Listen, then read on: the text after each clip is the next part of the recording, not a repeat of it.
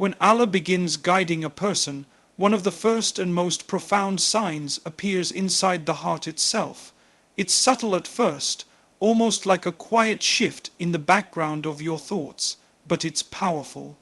You start feeling a pull toward goodness, toward meaning, toward purpose, toward your Creator. It isn't always dramatic. Sometimes it's as simple as feeling an unexpected desire to pray, or sensing that your life needs realignment. You may catch yourself thinking, I need to change, I can do better. That voice within you calling you toward improvement isn't ordinary self-talk. It's a sign that Allah is awakening your fitra, your natural God-given inclination toward truth. People often think guidance comes through miracles or major signs, but more often it begins deep within you, long before anything changes externally. Allah places a gentle restlessness in your soul. You feel dissatisfied with the superficial comforts you once chased. You may still enjoy them, but they no longer feel enough. You start wanting something deeper. You start craving sincerity, discipline, and connection. This is not guilt or anxiety. This is clarity. It's the soul recognizing that it has been distant from its source and quietly longing to return. And what's interesting is how this inner pull can appear at the most unexpected moments. You might be scrolling through your phone, or sitting in traffic, or lying awake at night, when suddenly your heart whispers, you need to get closer to Allah. That thought is not random. The Prophet taught us that when Allah wants good for a person, He makes their heart inclined toward guidance. Meaning, the desire itself is already a mercy. Before you take one step toward Allah, He places the intention within you. From a psychological perspective, this shift in your heart is deeply meaningful. Human beings don't suddenly desire long-term growth unless something awakens them from within. The nafs loves ease, comfort, and distraction. So when you begin seeking truth, discipline, and responsibility, it means your awareness is rising beyond the impulses of the ego. Something inside you wants to transcend. That's not merely emotional. It is spiritual intelligence being activated by Allah's permission. Philosophically, this pull toward goodness challenges the idea that we are just physical beings chasing pleasure. It reveals that there is something in us that recognizes higher truths, justice, compassion, accountability, gratitude even before we intellectually articulate them. When you feel drawn to align your actions with these values, it is because your heart has started responding to divine guidance. And with this pull comes another powerful sign. You start feeling connected to the things that elevate you. Quran verses suddenly resonate. Islamic reminders feel directed to you personally. You may hear a lecture or read a quote and think, this is exactly what I needed right now. It is not that the world suddenly changed, it's that your heart became receptive. When the heart opens, the smallest reminder becomes transformative. But this inner longing also requires action. Guidance is a two-way interaction. Allah draws you in, but you must respond. When you feel the urge to change, pray, repent, improve, grow, don't ignore it. These moments come by Allah's choice. Hearts can open, but they can also harden if ignored. When Allah inspires you to move toward Him, that inspiration is itself a gift, and gifts must be honored. So if you've been feeling this quiet desire to better yourself, don't underestimate it. Don't dismiss it as a passing thought. It may well be the first sign that Allah is guiding you. And if Allah is guiding you, then step forward with confidence, because He guides only toward what will uplift you, purify you, and ultimately save you. Act on the pull you feel within. That pull might be Allah calling you back to the path you were always meant to walk. Another powerful sign that Allah is guiding you is when your heart begins to feel a real discomfort in sin. And this isn't the same as feeling embarrassed because someone saw you, or feeling stressed because you fear worldly consequences. This is deeper. It's an inner heaviness that settles in the soul even when no one else knows what you've done. It's that moment when something you used to do easily, even habitually, suddenly doesn't sit well with you anymore. You finish it, and instead of satisfaction, there's a subtle ache, a restlessness, a quiet voice saying, "This isn't who you want to be." Many people underestimate this feeling, but spiritually, it's one of the clearest signs that Allah is pulling you away from darkness and toward light. Because if Allah leaves a person to themselves, the heart becomes numb, wrong feels right, sin becomes entertainment, and the conscience goes silent. That silence is far more frightening than the discomfort you're feeling now. When Allah loves someone, He doesn't allow their heart to be comfortable with what harms them. He places friction between the soul and the sin, so it becomes harder to slip, harder to ignore, harder to pretend nothing is wrong. From a psychological perspective, this discomfort is a sign of moral awakening. The ego desires ease and instant gratification. It wants shortcuts. It wants dopamine. So when you feel that heaviness after doing something you know isn't right, it means your moral compass is active. Your inner values, the deeper ones, the ones aligned with your fitra, are speaking louder than your impulses. That's emotional intelligence guided by spiritual truth. Philosophically, it shows that human beings are wired for accountability. There's a dimension within us that cannot be satisfied with fleeting pleasures when they come at the cost of integrity. You start to realize that sin isn't simply breaking a rule, it's breaking alignment with your own soul. That's why the discomfort feels so personal, because it is. You're not just disappointing yourself. You feel as though you're distancing yourself from the one who created you, the one who knows you, the one who cares for you. And what's remarkable is that this discomfort often appears even before you change your behavior. You might still fall into the same pattern, yet something in your heart is resisting. You feel tension. You feel contradiction. You feel a gap between the person you are and the person you're trying to become. That inner struggle is not hypocrisy, it's transformation. Hypocrisy is when a person sins without care. But struggling, feeling guilty, wanting to improve, that's faith waking up. Allah is guiding you by making wrongdoing feel wrong. He's making you sensitive to what harms your spiritual state. He's reminding you that your soul wasn't designed for chaos. It was designed for clarity, peace, and closeness to Him. Sometimes this discomfort even shows up in the form of life challenges. Something goes wrong, and you suddenly reflect, maybe I need to fix myself. Maybe I need to return to Allah. That thought itself is guidance. Allah uses moments of unease to bring you back to stability. Because He knows that without discomfort, we rarely grow. Without a shake, we rarely wake up. But the most important thing is how you respond. When your heart feels unsettled after a sin, don't suppress it.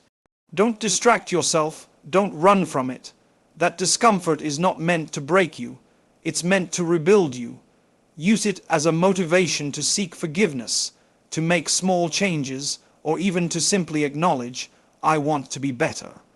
Allah never burdens a soul beyond what it can handle, and He never awakens a conscience unless He wants to elevate it. So when sin stops feeling sweet and starts feeling sour, recognize that as a gift, a warning wrapped in mercy. Let that discomfort guide you back before distance becomes regret. Another clear sign that Allah is guiding you is when He places the right people in your life at the right time, and sometimes these people arrive so quietly, so naturally, that you don't recognize their impact until much later. They may be friends, mentors, teachers, even strangers, individuals who, through their presence, their character, or even a single sentence they say, push you gently toward goodness.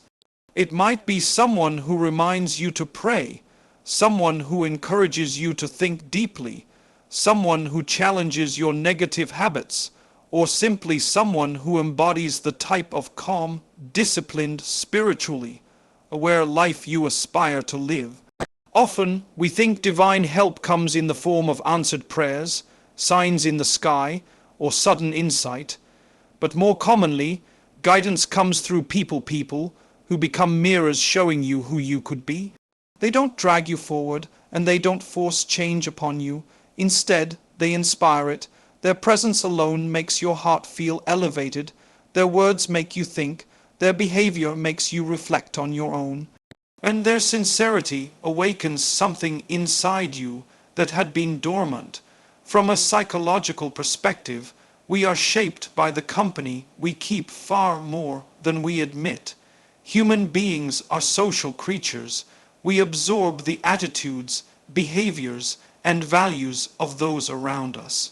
When Allah protects you, He surrounds you with those who elevate your thoughts and refine your character. When He wants to pull you away from harmful patterns, He sends people who make those patterns feel out of place. When He wants to strengthen your faith, He brings you toward people whose lives revolve around sincerity, discipline, and remembrance of Him. These relationships become catalysts for self-growth. Philosophically, this reflects a deeper truth about divine wisdom. Allah doesn't force transformation on you, He facilitates it. He opens doors, provides reminders, and places you in environments that nurture the best version of yourself. And one of the most effective environments for transformation is the company of the righteous. Their presence becomes a living argument for goodness. It shows you that faith is not abstract, it is lived, it is embodied, it is possible. Sometimes guidance comes through the opposite as well. Allah removes people from your life, people you thought you needed, people you leaned on, people whose presence may have been holding you back spiritually or emotionally.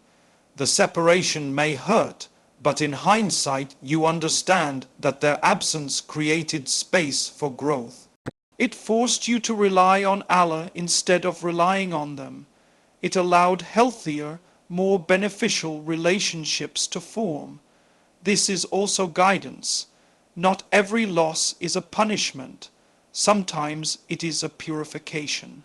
You may also notice that certain conversations suddenly affect you differently. A reminder you once ignored now moves you. A piece of advice you previously dismissed now feels relevant. This shift isn't because the message changed, it's because your heart softened. And Allah places people in your path at the exact moment you are ready to hear them. Their reminder reaches you not because it's loud, but because your heart is finally receptive. But this sign of guidance requires awareness.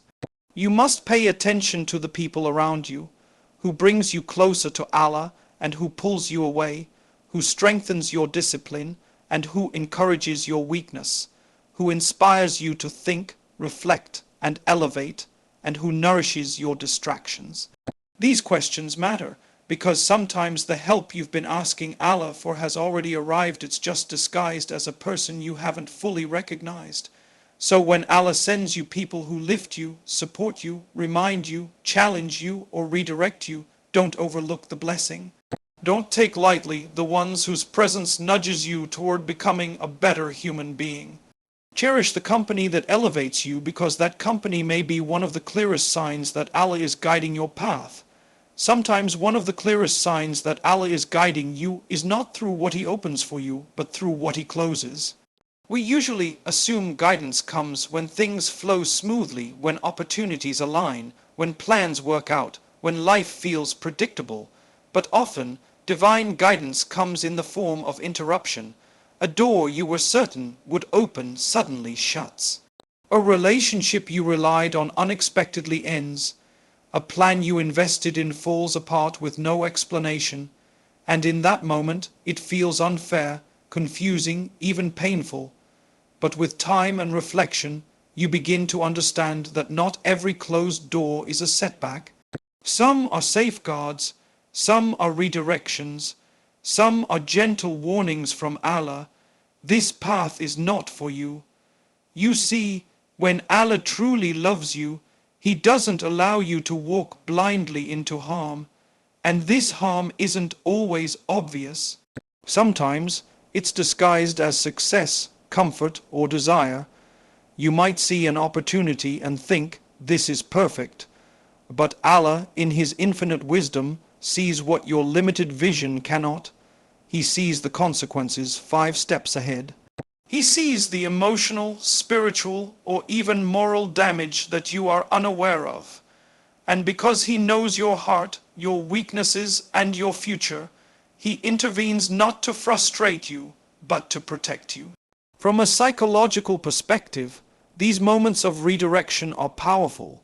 Human beings are naturally attached to stability. We cling to routines, familiar environments, and predictable outcomes. So when something disrupts that, the ego panics. It interprets every obstacle as a threat to its control. But spiritually, these disruptions are invitations to surrender, to reflect, and to trust. They remind you that you are not meant to navigate life purely on logic or desire. You are meant to navigate life with reliance on the one who sees the entire picture. Philosophically, this redirection highlights an important truth. Guidance is not just about going where you want to go, it's also about being kept away from where you don't belong. If you only counted open doors as blessings, you would miss half of Allah's mercy. Closed doors are a form of love too. They humble you, they refine you, they force you to pause, reconsider, and purify your intentions. Sometimes they protect your faith. Sometimes they protect your dignity. Sometimes they protect your long-term well-being in ways you can only understand years later. You might notice that when one path closes, another gradually becomes clearer, and that new path often leads to growth you would never have experienced otherwise. Maybe the job that rejected you pushed you toward a better career. Maybe the person who walked away made space for someone healthier. Maybe the opportunity you lost led you to discover a purpose far greater than what you originally sought. These aren't coincidences, they are orchestrations. It's also important to recognize that redirection often comes with inner signals, a feeling of unease, a lack of peace, a hesitation that persists even when everything looks right. That's not fear, that's intuition aligned with divine guidance. Allah places clarity in the heart long before He reveals clarity in circumstances, and wise people learn to listen to that inner signal. But the real test is how you respond. When life takes a turn you didn't expect, do you crumble? Do you resist? Or do you reflect and realign? Because guidance is not just what Allah shows you, it's how you choose to interpret what He shows you. If you can see His wisdom even in disappointment, you will never feel lost. If you can trust His timing even when plans fall apart, you will never feel abandoned. So the next time a door closes, pause before you complain. Pause before you assume it's a setback. You may not understand the reason now, but guidance is often clearest in hindsight. Trust the redirection because sometimes Allah closes doors not to stop you, but to lead you exactly where you're meant to be. Another sign that Allah is guiding you is when your dua begins to deepen. And this doesn't necessarily mean you're suddenly making long, eloquent supplications. It might start much more quietly. Perhaps you feel a subtle urge to raise your hands after prayer. Perhaps you find yourself whispering a small prayer before a difficult task. Or maybe you're going through something heavy, and out of nowhere, your heart turns to Allah with sincerity you haven't felt in a long time. That shift, that moment of genuine calling, is not accidental. It's a sign that Allah is drawing you closer. A person doesn't wake up one morning and start making heartfelt dua unless something in their soul has been awakened. We often underestimate that. We assume dua is something we initiate. But the truth is, the desire to call upon Allah is already a gift from Him. The Prophet taught us that when Allah wants good for someone, He inspires them to remember Him. Meaning, before the help even arrives, the urge to ask for that help is itself a mercy. Allah puts the thought in your heart, talk to me. From a psychological perspective, dua is one of the most powerful forms of emotional grounding. It forces you to pause, to reflect, to acknowledge the truth of your inner state. It strips away pretense. When you make a sincere dua, you're admitting your vulnerabilities, confronting your fears, and expressing your hopes all in one moment. And that honesty is healing. It stabilizes the mind because it connects you to a source of strength beyond your own capacity. Even before the situation changes, you begin to change. Philosophically, dua aligns the soul with its natural purpose, to seek meaning, protection, and direction from its creator. The human being is not built for complete self-sufficiency. Even the most successful, powerful, or intelligent people experience moments where their own capabilities are not enough. Dua reminds us that guidance is not achieved through effort alone, it is given through connection. When your heart gravitates toward this connection more frequently, it is a sign that Allah is nurturing something within you. You may notice that your dua shifts from requests for worldly outcomes toward deeper, more internal desires. Instead of just asking for material success, you begin asking for clarity, wisdom, patience, and peace. Instead of only praying for a specific result, you start praying for what is best in the long term, even if you don't fully understand it yet. And sometimes you find yourself speaking to Allah without even having the words. Just the intention, the longing is enough. That is spiritual maturity, a heart that is comfortable being honest with its creator. Another beautiful aspect of this sign is that dua begins to feel less like a ritual and more like a conversation. You don't wait for a specific moment. You speak to Allah throughout the day in small, quiet ways. While walking, before sleeping, in the middle of a stressful thought, that is not randomness, that is remembrance becoming natural. It is a heart being guided, and often you start noticing something else. Your dua is answered in subtle ways. The burden feels lighter, the path becomes clearer, the confusion dissolves, or maybe nothing changes externally, but you feel different inside, calmer, more anchored, more hopeful. That inner shift is itself an answer. Allah responds not just by changing your circumstances, but by changing your perception, strengthening your resilience, and softening your heart. But the real test is consistency. When your dua deepens, don't limit it to moments of hardship. Keep the connection alive even when things are easy. Guidance grows strongest when gratitude and supplication travel together. So when you feel your heart calling out to Allah more than before, with sincerity, with emotion, with conviction, recognize it for what it is. Answer that pull, because when Allah inspires you to turn to Him, it means He wants to bring you nearer. Another sign that Allah is guiding you is when you begin to feel a heightened awareness of Him in your daily life. Not necessarily through grand spiritual experiences, but through small, consistent reminders that seem to appear at exactly the right moment. You might be going about your day, and suddenly an ayah speaks to you more deeply than it ever has. Or you come across a reminder online, in a lecture, or in a casual conversation that feels almost tailor-made for what you're going through. It feels personal, it feels intentional, and in reality it is. This awareness isn't random. It's a sign that your heart has begun to awaken. Guidance often begins when your inner world becomes more sensitive, more receptive, more attuned to truth.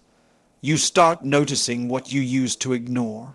You reflect on things you once brushed off.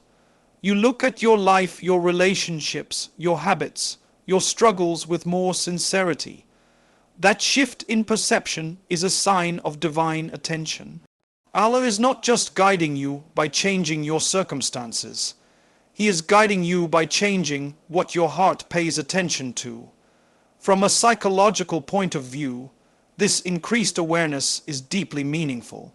Human beings experience countless stimuli every day, but we only internalize what our minds and hearts are ready for.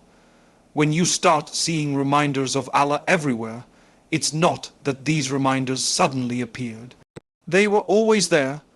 The real change is within you, your heart, has become more alert, your mind more reflective, your conscience more awake. It's the difference between walking in daylight and walking in darkness. The path was always there, now you can actually see it. This awareness often comes with a sense of inner accountability. You catch yourself before you speak harshly. You rethink a decision because it doesn't sit right spiritually. You feel that pull toward what is better, even if it's difficult. This is the heart becoming aligned with divine guidance. The more aware you are of Allah, the more aware you become of your own potential to rise above your lower impulses. Philosophically, this is where the human soul reveals its depth. A heart that remembers Allah is a heart that remembers its true identity. You were not created to drift through life unconsciously. You were created with the capacity to reflect, to choose, to rise, to grow. When that inner awareness increases, your soul begins to move toward its natural state, toward clarity, humility, gratitude, and purpose. And the beautiful thing is that this awareness doesn't demand perfection. It simply demands presence. You start noticing the blessings in your life more consciously, the breath you take, the people you love, the opportunities you've been given, and even the challenges that shaped you. You recognize that nothing is random. That realization that everything around you carries meaning is itself a profound spiritual awakening. This awareness also makes you more careful, not paranoid, not fearful, but mindful. You find yourself wanting to act with integrity, even when no one is watching. You want to avoid harm, even when no one will know. You want to choose what pleases Allah, not because you fear punishment, but because you genuinely feel connected to Him. That internal shift from obligation to love, from duty to sincerity, is one of the clearest signs that guidance has entered your heart. And with this awareness comes peace, a calmness that doesn't depend on external conditions.